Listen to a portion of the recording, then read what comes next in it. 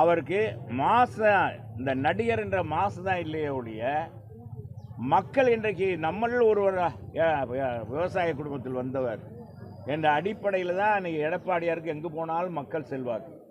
தூதி வாரியாங்க 25,000 30,000 50,000 பேர் மக்கள் கூடுறாங்க. விவசாயிகள் பூரா நம்மளுடைய சகோதரன்டா அப்படின்றாங்க. பெண்கள் எல்லாம் நமக்காக உதவி பண்ணவர்டா அப்படின்றாங்க. மாணவர்கள்லாம் ஆல் பாஸ் போட்ட கதாநாயகன்டா நம்ம புரட்சி தமிழர் எடப்பாடியார் 7.5 விழுக்காடு கொடுத்தவர் அப்படின்னு எல்லாரும் பாராட்டுறாங்க. நாங்கள் போய் அடிமைன்னு சொன்னால் இவர் சொல்லி என்ன செய்ய? இவர் இப்போ தான் வந்திருக்கார். இவர் அடிமைன்னா இவர் பேசாமல் நான் சொல்கிறேன். இப்போ சிபிஐ விசாரணைக்கு கூப்பிட்டாங்கல்ல, 2 தடவை கூப்பிட்டாங்க. எங்க வீராப்பா இவர் இருந்திருக்க தானே, படம் தானே ஐயா, இதுக்கு தானே எங்கள் 41 பேர் இறந்தது, நான் வர முடியாது இங்கே வந்துக்காங்க அப்படின்னு கேட்டிருக்க வேண்டியதானே. வீராப்பா நிற்கணும்ல. மேற்கு தெருவில் அமைந்திருக்கிற பல்வேறு தெருக்களுக்கு கழிவுநீர் வாய்க்கால் இல்லை என்று எங்களுடைய கோவில் பாப்பாவுடைய துணைத் தலைவர், மாவட்ட எம்ஜிஆர் இளைஞருடைய இணைச் செயலாளர், போற்றதற்குரிய அருமை தம்பி சோனை அவர்களும், அன்பிற்கினிய இங்கே இருக்கிற உள்ளாட்சி பிரதிநிதிகளும், போற்றுதலுக்குரிய அருமை சகோதரர் கணேசன், மனோகரன், லட்சுமணன் போன்ற சகோதரர்கள் கேட்டுக்கொண்டதற்கு இணங்க தொகுதி மேம்பாட்டின் 15 லட்சம் ரூபாய் ஒதுக்கீடு செய்து இந்த கழிவுநீர் வாய்க்கால் அமைக்கிற பணி இன்றைக்கு பூமி பூஜை போடப்பட்டிருக்குது. இது மட்டுமல்ல, இந்த கோவில் பாப்பாவுடி நான் சட்டமன்ற உறுப்பினரான பிறகு பல்வேறு பணிகள் எடுத்திருக்கேன்.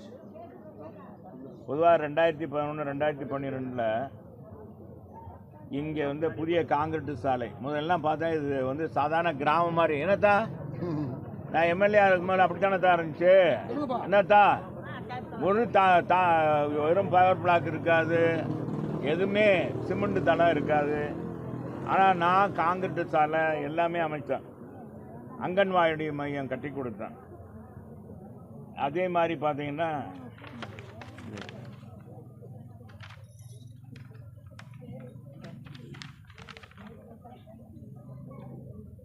இந்த கோவில் பாப்பாடைய ஊராட்சியில் பிஆர்சி காலனி பகுதியில் புதிய காங்கிரீட் சாலை 6 லட்சம் ரூபாயில் அமைக்கப்பட்டது. அதே மாதிரி சத்யா நகர் மெயின் ரோடு பகுதி வடிகால் அமைத்தற்கு, மழைநீர் வடிகால் அமைக்கிறது, சாலை அமைக்கிறது, தார் சாலை 19,65,000 ரூபா. சிக்கந்தர் சாவடி மந்தை கோவில் பகுதியில் பேவர் பிளாக் சாலை 7.25 லட்சம் ரூபா. அதே மாதிரி கோவில் பாப்படி பகுதியில் எஸ்விடி நகர் பகுதியில் சமுதாய கூடம் 25 லட்சம் ரூபாயில் கூடுதல் கட்டிடம் கட்டி கொடுத்துருக்காங்க. சிக்கந்தர் சாவடி பஞ்சாயத்து யூனியன் தொடக்கப்பள்ளியில் கூடுதல் வகுப்பறை 7 லட்சம் ரூபாயில் கட்டி கொடுத்துருக்கேன். அதே மாதிரி பார்த்தீங்கன்னா சிக்கந்தர் சாவடி அரசு நடுநிலைப்பள்ளி கூடுதல் வகுப்பறை 10 லட்சம் ரூபாயிலும், கோவில் பாப்பாவுடைய அரசு உயர்நிலைப்பள்ளி கூடுதல் வகுப்பறை 18,25,000 ரூபாயிலும், கோவில் பாப்பாவுடைய திருமலை நகர் பாதாள சாக்கடை அமைக்க 15,35,000 ரூபாயும், அதே மாதிரி கோவில் பாப்பாவுடைய ஊராட்சி சோனையார் கோவில் தெரு அமைந்துள்ள சமுதாய கூடத்திற்கு மணமகள் அறை, அதோட கழிப்பறையும் கட்டி கொடுத்து 12 லட்சம் ரூபாய் கூடுதல். அந்த கட்டடமே நான் தான் கட்டி கொடுத்தேன். இங்கே வாழ்கிற மக்களுக்கு, சாமானிய மக்களுக்கு இங்கே தான் ஒரு நல்ல நிகழ்ச்சி, அதாவது ஒரு வீட்டில் ஒரு காது குத்து, ஒரு பூப்புனித நீராட்டு விழா, ஏதாவது ஒரு நிகழ்ச்சி நடத்தணும்னா இதில் நடத்திக்கிடுவாங்க. அது கேட்டாங்க, தலைவர் தான் கேட்டார். தலைவர் கேட்டு இங்கே கட்சி நிர்வாகிகள்லாம் கேட்டுக்கொண்டு இருக்கிறாங்க. இதெல்லாம் இது வரைக்கும் பார்த்தீங்கன்னா ஏறத்தாழ 2 கோடிக்கு மேல் என்னுடைய தொகுதி மேம்பாட்டு நிதியிலிருந்து 3 கோடி ரூபாய்க்கு மேல் செய்து இந்த அளவுக்கு பணிகள் இது தத்தெடுத்து இந்த பகுதிக்கு ரேஷன் கடை, கூடுதல் கட்டடம், பிரித்து கொடுத்துதல், அது மாதிரி நிறைய பணிகள் எடுத்து செஞ்சுருக்கோம். மந்தையில் இப்போ கோவில் பாப்படி மந்தையில் பேவர் பிளாக்கு, சிக்கந்தர் சாவடி மந்தையில் பேவர் பிளாக்கு, இப்படி மக்களுக்கு அடிப்படை தேவை எதோ அதையெல்லாம் செய்து கொடுத்துருக்காங்க என்பதை தெரிவிச்சுள்ளோம். எங்கள் மனைவி போய்க்கிறோம். நீ அரசியல் கணக்கில் தான் விடுவீங்க. சரி சொல்லுங்க. திமுக வந்து பலம் பொருந்திய கூட்டணின்னு சொல்லிட்டு முதல்வர் அடிக்கடி சொல்றாரு. நீங்கள் ஒரு கூட்டணியை ஃபார்ம் பண்ணியிருக்கீங்க. போட்டி எப்படி இருக்கும், உங்களுக்கு வெற்றி வாய்ப்பு எப்படின்னு இருக்கு? சார் அவர் எப்போதான் சொல்லல, முதலமைச்சர் பார்த்து தான் சொல்கிறாரு ஒழிஞ்சு முதலமைச்சராக தான் சொல்கிறாரு பலம் பொருந்திய கூட்டணி, பலம் பொருந்திய கூட்டணி. அதில் அங்கே வைக்கிற காங்கிரஸ் கட்சியே என்ன சொல்லுது, எங்களை ஆட்சியில் பங்கு வேணும், ஆட்சி அதிகாரத்தில் பங்கு வேணும், கூடுதல் சீட்டு வேணுன்றாங்க. ஒவ்வொரு கட்சியும் பார்த்தா இன்றைக்கி போன தேர்தலை காட்டிலையும் நீங்கள் கம்யூனிஸ்ட்டு 2 கம்யூனிஸ்ட்டுகளும் கூடுதல் சீட்டு கேட்குறாங்க. அவங்க ஆட்சியில் பங்கு கேட்கல. ஆனால் நம்ம வைகோ, புரட்சி புயல் வைகோ, அவர் பார்த்தீங்களா, அவர் தான் இந்த நாட்டில் அரசியலை ஊழல் ஆட்சியை ஒழிக்கணும், கருணாநிதி குடும்ப அரசியலை ஒழிக்கணும். என்ன தெரியும் இவருக்கு, ஸ்டாலினுக்கு என்ன தெரியும் அப்படின்னு சொன்னால் அவரே என்ன சொல்லிட்டார், கூட்டணியில் நாங்கள் மந்திரி சபையெல்லாம் இடம் கேட்க மாட்டோம் அப்படின்ட்டாங்க, கூடுதல் சீட்டு கேட்போம்ட்டாங்க. ஆக எல்லோரும் கூடுதல் சீட்டு கேட்கறதுல இருக்காங்க. கமலா நம்ம டார்ச் லைட், உங்களுக்கு ஞாபகம் இருக்கா? டார்ச் லைட் யாருக்காச்சும் டார்ச் லைட் இருக்கா? ஞாபகம் இருக்கா? டிவியெல்லாம் உடைச்சார். இப்போ ஒருத்தர் புதுசாக வந்திருக்காரு, அவர் பெறப்பட்டிருக்காரு. இவர் ஏற்கனவே சொல்லி டிவி உடைச்சார். ஊழலை ஒழிப்பேன், ஊழல் அரசியலை ஒழிப்பேன், வாரிசு அரசியலை ஒழிப்பேன்னு வந்தவர் தான் கமலஹாசன். நம்ம உலகநாயகங்க, நான் அவரை தான் சொல்கிறேன், உலகநாயகனை தான் சொல்கிறேன். அந்த உலகநாயகம் டிவி மதுரையில் தான் டிவியெல்லாம் உடைச்சார். பம்மாவாக இருந்தவங்க தான் பார்க்குறோம், எல்லாம் அசந்து போயிட்டாங்க. தமிழ்நாட்டில் புதிய புயல் இளம்பிடிச்சு உலகநாயகன் அரசியலில் உலகநாயகனாக மாற போகிறான்னு நினச்சா கடைசியில் நகைச்சுவை நடிகர் இருக்க மாதிரி ஆடிட்டார். இப்போ அங்கே போய் சேர்ந்துக்கிட்டு அவரும் 15 சீட்டு கேட்குறாரு. எங்களுடைய கட்டமைப்பு தெரியும். அதில் நேற்று அவருடைய கொள்கை பரப்பு செயலாளர் சொல்கிறார் பாருங்க, எங்கள் தலைவருடைய, எங்கள் கட்சியினுடைய அமைப்பு அவங்களுக்கு தெரியும், திமுக தலைவருக்கு. எங்கள் தலைவருடைய பிரச்சாரம் அதை தான் மெயின். அந்த முகத்தை தாங்க அவங்க நடிகர்ன்ற முகத்தை வச்சு ஏமாத்திடலாம், மக்களை ஏமாத்திடலான்னு எல்லா பேரும் அதே சினிமா நடிகர் கூட அந்த மாதிரி பிறப்பிட்டாங்க. அப்பா பிறப்பிட்டாங்க, இந்த மாதிரி கிளம்பிட்டாங்க. நடிகர்கள்னா ஓட்டு போட்டுருவாங்க, அது கூட்டம் கூடுறதெல்லாம் வச்சுக்கிட்டு என்ன நடிப்பை வச்சு அப்பா முகத்தை பார்க்குறதுக்கு தான் மக்கள் கூட்டம் கூடுறாங்க. அந்த நேரத்தில் கைதட்டிட்டு போயிடுவாங்க. இது என்ன வான வேடிக்கை மாதிரி தான். ஒவ்வொரு நடிகரும் மேலே ஜொலிக்கும், ஜொலிக்கிறதுனால அது நிரந்தர வெளிச்சம் கிடைக்குமா? நிரந்தர வெளிச்சம் கொடுக்கக்கூடாது அரசியல் இயக்கங்கள், அது கட்டமைப்பு வேணும். அண்ணா திராவிட முன்னேற்ற கழகம் எங்கள் தலைவர் புரட்சி தலைவர்னா அவர் மாதிரி ஒரு படத்தில் எவனாச்சும் அந்த மாதிரி படம் மினிமம் கேரண்டி எம்ஜிஆர் எல்லாரும் சொல்லுவாங்க, மினிமம் கேரண்டி எம்ஜிஆர்னு சொல்லுவாங்க. எம்ஜி அவர் படம் எடுத்தால் எந்த முதலாளிக்கும் பாதகமே இருக்காது. இப்போ எத்தனை நடிகர் படத்தை எடுத்துட்டு தெருவில் நிற்கிறாங்க. இன்னைக்கு உச்சபட்ச நடிகர் வந்திருக்கார் இல்லையா அரசியலுக்கு, அவர் படத்தை அவர் எடுத்து எத்தனை பேர் தெருவில் நின்றுருக்காங்க, தெருவில் போயிருக்காங்க. எத்தனை எல்லா படமாக விட்டுருக்காங்க. எங்கள் தலைவர் படம் அப்படி இல்லை. அவருடைய கதை அமைப்பு எந்த படத்துலையாச்சும் தாய்மார்களுக்கு முதியவர்களுக்கு உதவி பண்ணுற மாதிரி தான் கேரக்டர் அமைப்பார். தீமைகளை எதிர்ப்பார், ஊழலை எதிர்ப்பார். அப்படிப்பட்ட அவர் ஒரு திரைப்பட நடிகர். அவர் சினிமாவுக்கு வந்தார். படிப்படியாக 52லேருந்து அரசியல் இயக்கத்தில் உழைத்து சினிமா வந்து சாட்சியை பிடித்தான்னா எல்லா பேரும் நாங்கள் அவராக ஆயிடுவோம் அப்படின்னு சொல்லி நினச்சி வந்தீங்கன்னா இங்கே இருக்கிறது அப்புறம் கடைசியில் காணாமல் தான் போக முடியும். எத்தனை எல்லா நடிகரும் காணாமல் போயிட்டாங்க. கமலஹாசன் ஏற்கனவே காணாமல் போயிட்டு இப்போ போய் இதில் ஒரு சீட்டை வாங்கிட்டு இப்போ 15 ஃபில்டப் கொடுத்துருக்காங்க. அதெல்லாம் உங்களுக்கு சீட்டு இல்லை, நீங்கள் பேசாமல் இது பண்ணுங்கள், இல்லைன்னா உங்கள் படம்லாம் தயாரிக்க முடியாதுன்னா முடிஞ்சிடுவார். அதுவும் தெரியல. விஜய் அவருடைய செயல் வீரர் கூட்டத்தில் பாஜக கூட்டணியில் அதிமுக அடிமையாக இருக்கிறது ஒன்று, ஊழல் கட்சி அதோட கூட்டணியை வைக்க மாட்டோம் அந்த கட்சியெல்லாம் அப்படின்னு சொல்கிறாரு. அதை எப்படி எடுத்துக்கிறீங்க? அடிமை கட்சியாக தான் இருக்கீங்களா? நாங்கள் அடிமையாக யாரை அடிமைப்படுத்த, நாங்கள் தான் சொல்கிறீங்க ஏற்கனவே, நாங்கள் யாருக்கும் அடிமையும் இல்லை, நாங்கள் யாரையும் அடிமைப்படுத்த மாட்டோம். இது அதிமுக வரலாறு. எங்கள் புரட்சி தமிழர் எடப்பாடியார் பொறுத்த அளவுக்கு எங்கள் புரட்சி தலைவர் எப்படியோ, புரட்சி தலைவர் அம்மா அப்படியோ, அவங்க 8 அடி பாஞ்சா அவர் 16 அடி பாய்கிறார். அவருக்கு மாசம் இந்த நடிகர் என்ற மாசு தான் இல்லையே ஒழிய மக்கள் இன்றைக்கு நம்மளில் ஒருவர் விவசாய குடும்பத்தில் வந்தவர் என்ற அடிப்படையில் தான் இன்னைக்கு எடப்பாடியாருக்கு எங்கே போனாலும் மக்கள் செல்வாக்கு. தூதி வாரியாங்க 25,000 30,000 50,000 பேர் மக்கள் கூடுறாங்க. விவசாயிகள் பூரா நம்மளுடைய சகோதரன்டா அப்படின்றாங்க. பெண்கள் எல்லாம் நமக்காக உதவி பண்ணவர்டா அப்படின்றாங்க. மாணவர்கள்லாம் ஆல் பாஸ் போட்ட கதாநாயகன்டா நம்ம புரட்சி தமிழர் எடப்பாடியார் 7.5 விழுக்காடு கொடுத்தவர் அப்படின்னு எல்லாரும் பாராட்டுறாங்க. நாங்கள் போய் அடிமைன்னு சொன்னால் இவர் சொல்லி என்ன செய்ய? இவர் இப்போ தான் வந்திருக்கார். இவர் அடிமைன்னா இவர் பேசாமல் நான் சொல்கிறேன். இப்போ சிபிஐ விசாரணைக்கு கூப்பிட்டாங்கல்ல, 2 தடவை கூப்பிட்டாங்க. எங்க வீராப்பா இவர் இருந்திருக்க தானே, படம் தானேயா, இதுக்கு தானே எங்கள் 41 பேர் இறந்தது, நான் வர முடியாது இங்கே வந்துக்காங்க அப்படின்னு கேட்டிருக்க வேண்டியதானே. வீராப்பா நிற்கணும்ல, இருக்கணுமா என்னங்க? அதே மாதிரி பார்த்தீங்கன்னா இவருடைய சூரப்புலித்தனத்தை இவர் எங்களை சொன்னதுனால சொல்கிறேன். ஏதோ அரசியலில் வர்றாரு, புது முகம் மறட்டும் அப்படின்னு நாங்கள்லாம் நினச்சோம். நான்லாம் நினச்சேன், உண்மையில் நான் அவரை வரவேற்றிருக்கேன். ஆனால் யார் நம்ம அவரை இது பண்ணோமோ எங்கள் காதவே கடிச்சா நாங்கள் சும்மா இருப்போமா? 41 இறந்தவங்க, 41 பேர் இறந்து விட்டாங்க. எங்கேயாச்சும் வரலாறு இருக்கா? இவருக்குன்னு அவ்வளோ பெரிய கூட்டமா? லட்சக்கணக்கான மக்கள் கூடுறாங்க. எவ்வளோ கட்டுக்கோப்பு? முதல்ல அவங்க ரசிகர்களை கட்டுப்படுத்த முடியுதா? 41 குடும்பத்தையும் உலகத்தில் எங்கேயும் கிடையாதுங்க. இறந்தவங்களை கூப்பிட்டு ஃபோன் போட்டு வீட்டுக்கு வாங்கன்னு கேதம் கேட்குற காட்சி தமிழகத்தில் புதியதுங்க. இதுதான் இந்த விஜய் செஞ்ச புதிய திட்டம். அதனால் புதிய என்ன சொல்லலாங்க? அது மோசமான கலாச்சாரம். அது மோசமான கலாச்சாரம், அது வேறங்க. அதுக்கு பேர் என்ன சொன்ன, ஒரு புதிய கான்செப்டை கொண்டு வந்துட்டார். இதெல்லாம் இறந்தவங்கள அவரை பார்க்கணுன்னு வந்து குழந்தைகள், பிஞ்சு குழந்தைகள், பெண்கள் இறந்துருக்காங்க. அவங்க குடும்பத்துக்கு போய் ஆறுதல் சொல்ல முடியல.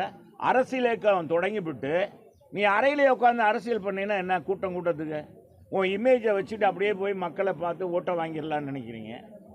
எவனோ ஒருத்தர் சொல்லியிருக்கா, அவருக்கு அரசியல் ஆலோசனை சொல்லியிருக்கான். என்னைக்கு அரசியல் இயக்கம் தொடங்கிட்டாலே களத்தில் வந்து பணியாற்றணும், மக்களுக்கான நன்மைகள் தீமைகளை கலந்துக்கிறணும், களத்தில் இறங்கி வேலை பார்க்கணும். பாருங்க, விஜய் இப்போ தான் வந்தார், எப்படி இறங்கி வேலை பார்க்குறாருன்னு மக்கள் பேசணுங்க. சும்மா நடிகர்கள் ரசிகர்கள் கைதட்டுற வச்சுக்கிட்டு எல்லாத்தையும் இழிவாக பேசுறது சரியில்லை. இன்னொன்று கேள்வி கேட்டீங்க, தம்பி கேட்டாருங்க, நம்ம முதலமைச்சர் கூட்டணியை பற்றி சொன்னார், ஸ்ட்ராங்கான கூட்டணி. அங்கே ஸ்ட்ராங் கிடையாது, பில்டிங்கு தான் ஸ்ட்ராங்கு, பேஸ் மட்டும் வீக்கு. இங்கே அப்படி இல்லை. எங்கள் உலக நாயகன் யார்? உண்மையான உலக நாயகன் இங்கே மோடிஜி. ஏங்க, எந்த பிரதமருங்க தமிழ் மொழியை உலக அளவுக்கு கொண்டு போய் சேர்த்த? இந்தியாவில் எத்தனையோ பிரதமர் வந்திருக்காங்க. எந்த பிரதமர் கொண்டு போயிருக்காரு? கொண்டு போய் சேர்த்திருக்காரு? தமிழ் கலாச்சாரத்தை, தமிழ் மொழியை, தமிழ் இலக்கியத்தை, திருக்குறளை கொண்டு போய் சேர்த்த எந்த பிரதமர் செஞ்சிருக்காரு? செஞ்ச ஒரே பிரதமர் மோடிஜி. அதுக்காக நான் வாழ்த்துறேன். அவர் இங்கே இருக்காருங்க.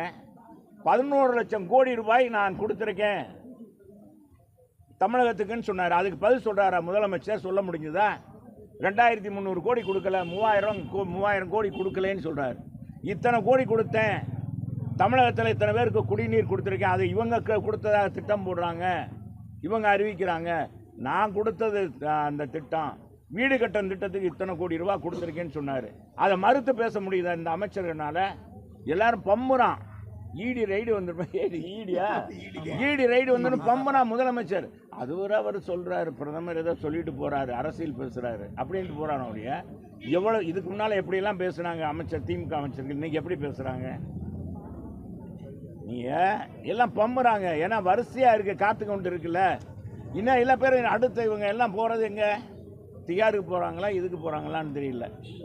குளவலுக்கு போறாங்களா, வேலூருக்கு போறாங்களா, என்னன்றே தெரியல. எல்லா பேருமே அதில் தான் இருக்காங்க, அடிச்சு வச்சிருக்காங்க கோடி கோடியாக. இன்னைக்கு அவங்க நம்புறதே, திமுக கூட்டணி நம்புறதே பணத்தை தான், கூட்டணின்னு. ஆனால் மக்கள் தான் எஜமானர்கள். இவங்க வீட்டு பணத்தை கொடுக்க போறாங்க நாளைக்கு. இத்தனை ஆண்டுகளாக பொங்கல் பரிசு தொகுப்பு கொடுக்காதவர் இந்த ஆண்டுக்கு 3000 ரூபா கொடுக்குறாரு. இதுவரைக்கும் லேப்டாப் மாணவ செல்வங்களுக்கு கொடுக்கல ஒரு முதலமைச்சர். இப்போ போய் கொடுக்குறாரு 10 லட்சம் லேப்டாப். எல்லாம் வேலை பார்க்குறாங்க. வேலை பார்க்கும்போது அதை பார்த்து சட்டமன்றத்தில் சொல்கிறாரு அமைச்சர், சட்டம் வேலை பார்த்தாலும் அதை பார்த்துக்கிறோம், காலகாலத்துக்கு லேப்டாப் பார்த்துக்கலாம்ல, அதுக்காக தான் நாங்கள் கொடுக்குறோம். இதெல்லாம் ஒரு இதாக மாணவருக்கு படிக்கும்போதே படிக்கிறதுக்கு கொடுத்தாங்க அம்மா. அதனால தான் உயர்கல்வி சேர்க்கையில் தமிழ்நாடு அகில இந்திய அளவில் போட்டி போட்டு முன்னிடத்தில் இருந்தது. இந்திய அளவு சராசரி உயர்கல்வி சேர்க்கை 38%, 52%. இன்னைக்கு 48% குறைஞ்சி போச்சே திமுக ஆட்சியில். நீங்கள் ரோல்டு மாடல்ன்றீங்களே, திராவிட மாடல்ன்றீங்க, இந்தியாவுக்கே முதன்மையானதுன்றீங்க. இன்றைக்கி கடன் வாங்குறதான முதன்மையான மாநிலமாக தமிழ்நாடு மாற்றிருக்கீங்க. என்ன திட்டம் கொடுத்துருக்கீங்க? புரட்சிகரமான திட்டம் கொடுத்தீங்களா? எங்கள் அம்மா விலையில் அரிசி கொடுத்தாங்களே ஏழைபாளைகளுக்கு, நீ என்ன கொடுத்துருக்க? உன் ஆட்சியில் ஏதாவது செஞ்ச? 1000 ரூபா கொடுத்தேன் தாலிக்கு. தங்கத்தை இன்னைக்கு ஒரு பவுன் தங்கம் எவ்வளவுங்க? 1,10,000 ரூபா ஆகிப்போச்சு ஒரு பவுன். நாளுக்கு நாள் ஏறிட்டு இருக்கு. இன்னைக்கு பிள்ளைகளுக்கு தங்கத்தை வாங்கி போட முடியுமா? தங்கன்னு பேர் தான் வைக்க முடியும். 13 லட்சம் குடும்பங்களுக்கு கொடுத்தவர் எங்கள் அம்மா. 53 லட்சம் மாணவிகளுக்கு கொடுத்தவர் எங்கள் அம்மா. அம்மாவும் எடப்பாடியாராம். 53 லட்சம் மாணவர்களுக்கு லேப்டாப் கொடுத்தாங்க. 13 லட்சம் பேருக்கு திருமணத்தை நடத்தி வச்சாங்க. தாலிக்கு தங்கம் கொடுத்து 25,000 ரூபாய் 50,000 ரூபாய் சைக்கிள் கொடுத்தாங்க. அது மாதிரி ஒரு நல்ல திட்டம் உங்க கொண்டாந்து கொடுத்துருக்காங்களே இந்த ஆட்சியில். எல்லாம் தேர்தலை நோக்கியே இன்னைக்கு திட்டங்களை போடுறாங்க. சரி, எல்லாமே செஞ்சிருக்குன்னு சொல்றீங்க. திமுக முதலமைச்சரையும் கேட்குறேன், அமைச்சர்களையும் கேட்குறேன். நீங்கள் தனித்து நீங்கள் இவ்வளோ திட்டம் கொடுத்துருக்கோம், எங்கள் மக்கள் எங்கள் பக்கம் இருக்காங்கன்னு சொல்லி எங்கே நிற்க முடியுதா? காங்கிரஸை விளக்க முடியுதா? காங்கிரஸுக்கு அடிமையாக இருக்க திமுக. எங்க 2G அலைக்கற்றை ஊழலில் 1,76,000 கோடியில் இவருடைய கனிமொழியை ஜார்ஜில் 6 மாதம் அடைச்சாங்க. இன்னைக்கு கொள்கை வரப்பு செயலாளராக துணை பொதுச் செயலாளர் இருக்க ராஜா முன்னாள் மத்திய அமைச்சர், அவரை எங்க திகார் ஜெயிலில் இருந்தார். 6 மாதம் ஜெயிலில் இருந்துட்டு ஜாமீனில் வந்திருக்காங்க. அந்த கட்சியோட ஒட்டும் கிடையாது, உறவும் கிடையாதுன்னு கலைஞர் சொன்னார். அதோடு இன்னைக்கு உறவாடி கொண்டு இருக்கீங்க. அந்த கட்சி தன்னிடம் போகக்கூடாதுன்றா ராகுல்கிட்ட பேசுறீங்க, அங்கே பேசுறீங்க. செல்வ பெருந்தை பிடிச்சி வச்சுக்கிட்டீங்க. அங்கே இருக்கும் கொந்தளிக்கிறான் காங்கிரஸ்காரன் பூரா. இந்த காங்கிரஸை தான் அழிக்கணும்னு அண்ணா நினைச்சாரு இல்லையா? காங்கிரஸ் தமிழகத்தில் வரக்கூடாது. அது தமிழ் விரோத கட்சி காங்கிரஸ் கட்சி. அவங்க தானே நீட்டு தேர்வு கொண்டு வந்தாங்க, அவங்க தானே ஜல்லிக்கட்டை நிறுத்தினாங்க. இலங்கை தமிழரை படுகொலை செய்ய காங்கிரஸ் கட்சி தானே. அதோடு துணை போனவங்க தானே திமுக. என்ன நீ புதுசாக பிறப்பிட்டீங்க? சும்மா ஏமாத்துறாங்க மக்களை. நாங்கள் கூட்டணியில் சேர்ந்தா நாங்கள் அடிமை, நீங்கள் சேர்ந்தா அடிமை இல்லையா? அண்ணன் டிஆர் பாலு மத்திய அமைச்சராக இருக்காருங்க, போக்குவரத்து துறை அமைச்சராக. அவர் காலத்தில் தாங்க இந்திய எதிர்ப்பு போராட்டத்தை பாடுபட்ட நம்ம மாணவர்களை சுட்டு கொண்ட காங்கிரஸ் எந்த எழுத்து இருக்கக்கூடாது, நம்ம தபால் ஆஃபீஸில் எங்கேயும் இந்திய எழுத்து இருக்கக்கூடாது, ரயில்வே ஸ்டேஷனில் இருக்கக்கூடாதுன்னு அழிச்சதுக்காக சுட்டாங்க. இவங்க சாலையில் பூரா ஹிந்தியில் வந்துச்சு. அப்போ பாலுகிட்ட கேட்கும்போது என்ன அன்னை சொன்னார், வடநாட்டிலேருந்து வர்றவங்க ஹிந்தி படத்தா தானே அவங்களுக்கு தெரியும் அப்படின்னு சொன்னவங்க தான் வியாக்கணம். காங்கிரஸ் திமுக எப்போவுமே தன் கூட்டணிக்கு வியாக்கணம் பேசுவாங்க.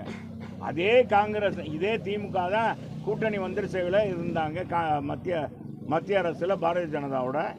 நாங்கள் வேணாண்டு பாரதிய ஜனதா ஒதுக்கின பிறகு நீ ஒதுக்கிட்டீங்களா, நாங்கள் சேர்ந்துக்கிறோம்ப்பா.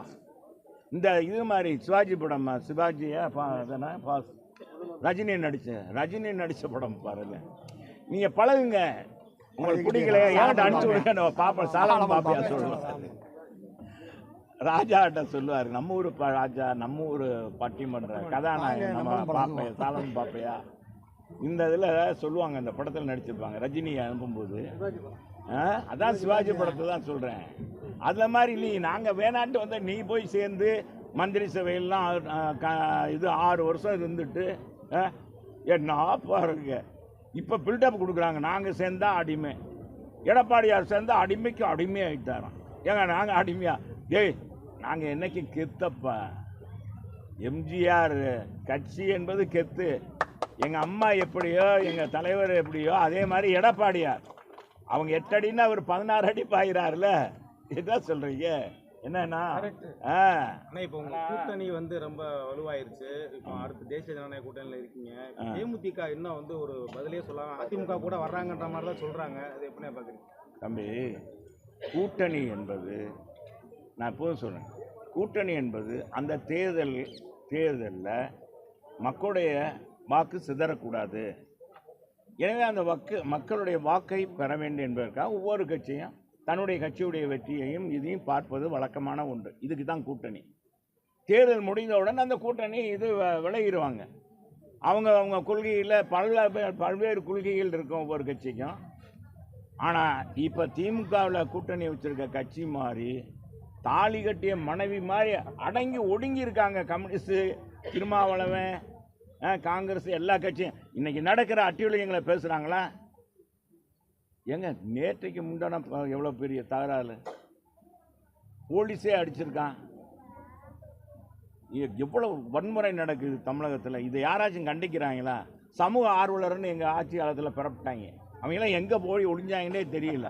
டேப் அடிச்சுக்கிட்டுலாம் பாடுவாங்க. அவங்களாம் எங்கே போய் ஒளிஞ்சாங்கன்னே தெரியல. அவங்க தேடி கண்டுபிடிங்க. காணாம் என்று போட்டு சொல்லுங்கள். ஆனால் இப்போ தொடர்ந்து எடப்பாடியாரை வந்து 10 தொகுதி தோல்வி கண்ட பழனிசாமின்னு பொதுக்கூட்டத்தெல்லாம் பேசிட்டே வர்றாரு. உங்களுடைய கருத்து? பொதுவாக திமுக தன் நிலையை பார்க்கணும். பாஸ் அவுட் ஆன கட்சி திமுக. எதிர்கட்சியாக கூட சட்டமன்றத்தில் வராத கட்சி திமுக.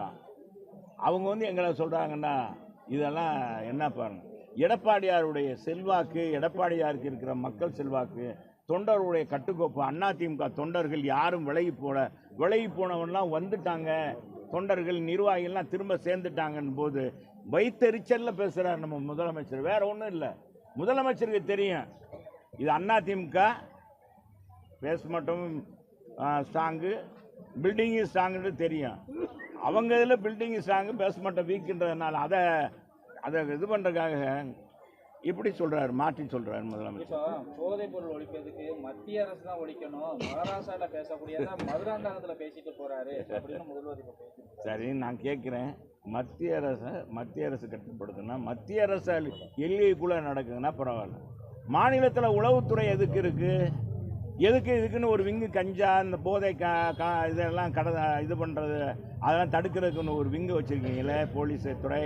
அதுக்கு ஒரு டிஜிபி இருக்கார். அவர் என்ன செய்கிறாரு? மாங்காய் பறிக்கிறாரா? மத்திய அரசு எதுக்கெடுத்தாலும் மத்திய அரசு. இன்னைக்கு போதை கடத்தல், இன்னைக்கு கஞ்சா கடத்துறது, பல்வேறு போதை விதவிதமான போதைகள்லாம் இங்கேருந்து கடத்துறதுக்கு தமிழகம் தான் ஒரு தளமாக இருக்குது. இலங்கைக்கு கடத்துறாங்க, பல்வேறு மாநிலங்களுக்கு கடத்துறாங்கன்னா இங்கே தான் தளமாக இருக்காங்களே. இதை கட்டுப்படுத்த முடியலையே. ஏங்க அந்த ஜாபர் ஷெரீஃப்னு நீங்கள் மறந்துருப்பீங்க. இந்த ஜாபர் ஷெரீஃப் தானே, சாபர் சாதிக்குன்னு அவர் முதலமைச்சர் கூட போட்டோ எடுக்கிறாருங்க. துணை முதலமைச்சரோட போட்டோ எடுக்கிறாரு. துணை முதலமைச்சருடைய மனைவி கூட அவர் படம் தயாரிக்கிறார். அது தயாரிப்பாளராக இருக்காரு. டிஜிபியோட இருக்காரு. அவர் தான் உலகத்துக்கே போதை கடத்தல் மன்னனா. அவர் தம்பியும் அவரும் இப்படியால பக்கத்தில் வச்சு இன்னைக்கு செய்கிற தவறுக்கு பூராமே திமுக நிர்வாகி தான் காரணமாக இருக்காங்க. இது முதலமைச்சர் சொல்வது சரியல்ல. முதலமைச்சர் தேர்தல் நேரத்தில் மூடி மறைக்கிறாருன்னு தான் நினைக்கிறேன். உண்மையில் அவருக்கே தெரியும், முதலமைச்சருக்கு தெரியும். அவர் ஏற்கனவே சாட்டையை சொல்லட்டுமே, உங்களால் நான் தூங்கவே இல்லை அப்படின்னு சொன்னவர் இதே முதலமைச்சர் தான். எனக்கு மக்கள் பணியாற்றுறதுக்கு எனக்கு நேரம் உங்களை சமாளிக்கிறதுக்கு எனக்கு நேரம் போதில்லைன்னு சொன்னவர் தான் நம்ம முதலமைச்சர். அது புரிஞ்சுக்கணும். ஆனால் இப்போது விஜய் வந்து கட்சி தொடங்குறப்போ ஒன்று சொல்லியிருந்தார். அதாவது எல்லாருமே கட்சி தொடங்கிட்டு தான் வந்து வீட்டில் ஓட்டு கேட்க போவாங்க. ஆனால் நாங்கள் வந்து வீட்டில் ஒரு ஓட்டை வச்சுட்டு தான் கட்சியை தொடங்கியிருக்கோம் அப்படின்னு சொன்னார். அதாவது ரேஷன் அட்டைக்கு ஒரு ஓட்டு இருக்கிற மாதிரி விஜய் சொல்லியிருக்காரு. அது நீங்கள் 2 கோடி ரேஷன் அட்டைக்கு 2 கோடி ஓட்டு இருக்கு. கரெக்டு. அப்படி சொல்லலாங்க. வாயில் எதுனா வாயிலேயே சுடலாம். அல்வா சுடுறாங்க, வாயிலே அல்வா கொடுப்பாங்க, வாயிலே வடை சுடுறாங்க. விஜய் என்ன சுடுறாருன்னு நிற்கிறாங்க. எங்க ஒவ்வொரு வீட்டில் இருக்குங்கண்ணா. எந்த வீட்டில் இருக்குது? எத்தனை வீட்டில் ஒரு போய் நுழைஞ்சு பார்த்தாரு? எப்படி கணக்கு எடுத்தார்? சென்சஸ் எப்படி எடுத்தார்? சும்மா சொல்கிறது தான், இந்த பில்டப்பு தான். இப்போ கதாநாயகனாக இருந்தவருக்கு பில்டப் தானே கொடுப்பாங்க. ஒரே நேரத்தில் 100 பேர் அடிக்கிறாரோ அப்பா. எப்பா யாராச்சும் அடிக்க முடியுமா? டுப்புன்னு சொல்கிறாரு. அது தண்ணியை போட்டு அப்படி அடிக்கிறாரு. தண்ணியை போட்டுலாம் இப்படி இப்படி அடிக்கிறவர் 41 செத்த வேற அங்கே பண்ணை வீட்டுக்கு கூப்பிட்டு அவங்களுக்கு ஆறுதல் சொல்கிறாங்க. என்னங்கடா உங்கள் கான்செப்ட், என்ன அரசியல் இது, என்னப்பா பொது வாழ்க்கைய அரசியல் இருக்குன்னு போயிடணும் போல இருக்கு. இவங்க செய்கிறது இவங்க அந்த அழிச்சன ஆட்டம் இருக்குது பார்த்தீங்களா, அந்த அழிச்ச ஆட்டம் ரொம்ப மோசங்க. ஏங்க இறந்தவங்கள இங்கே வீட்டுக்கு கூப்பிட்டாங்க, இறந்தவங்க வீட்டுக்கு தாயா போய் கேட்டு கேதம் கேட்டு அவங்க உறவினர்லாம் வந்திருக்காங்கப்பா, தலைவர் வந்திருக்காங்க, அவரோட இன்னார் வந்திருக்காங்க. இப்போ நாங்கள்லாம் கேட்கறதுக்கு எதுக்கு எங்களை கூப்பிட்றாங்க, நாங்கள் பெரிய இதுன்னா எங்கள் கட்சிக்காரங்க போனால் நாங்கள் என்னென்ன வந்திருக்காங்க, அவங்க ஊருக்காரங்களாம் வந்திருப்பாங்க. அப்போ அது மாதிரி பாவம் கூட்டத்தில் இறந்ததை பார்க்குறதுக்காக விஜய் வந்திருக்கார். அந்த மாதிரி ஒரு சூழ்நிலையை உருவாக்காமல் இவர் இன்னும் இப்படி செஞ்சாருன்னா, இவர் இப்போவே இப்படின்னா நாளைக்கு ஏதாச்சும் ஒரு மாற்றம் வந்து என்னப்பாகிறது. இந்த கட்சியெல்லாம் இருக்குன்றீங்களா? ஏங்க இருக்குமா? எனக்கு என்னமோ சந்தேகம் தான், இது என்னமோ தெரியல. இது கமலஹாசனாச்சும் தானே சும்மா இது பில்டப்லேயே ஓடி போயிடும். இது ஊழலை ஒழிக்கிறேன்னு சொல்கிற அது வேற. பக்கத்துலேயே ஆதவ அர்ச்சனா வச்சுருக்காரு, அவர் என்ன பெரிய யோக்கியமானவனா? இந்த நாட்டில் ஏழைப்பாளைகளை லாட்ரி விற்று ஏழைப்பாளைகளை சொத்தை சுரண்டி குடும்பம் தான் மார்ட்டின். அந்த குடும்பத்தில் அதில் சம்பாரித்த பணம் தான் ஆதவ அர்ச்சனா. எத்தனை கட்சிக்கு போய் எத்தனை ஊழல் பண்ணி அவர் இன்னைக்கு துணைப்பான். அவர் சொல்கிறார் விஜய் அப்படின்றார். இதெல்லாம் நாங்கள் சொன்னார், அதெல்லாம் வேணாப்பா, அதை போயிட்டு எங்களுக்கு எதிரி யாருன்னா திமுக தான். டைரக்ட் ஃபைட்டு திமுக கூட்டணி, அண்ணா திமுக, வேற யாரும் கிடையாது. அதெல்லாம் சும்மா அதெல்லாம் ஸ்பெஷல் ஷோ மாதிரி சினிமா தேட்டரில் ஸ்பெஷல் ஷோ போடுறோம். சரி வாங்க, சரி ரொம்ப நன்றி.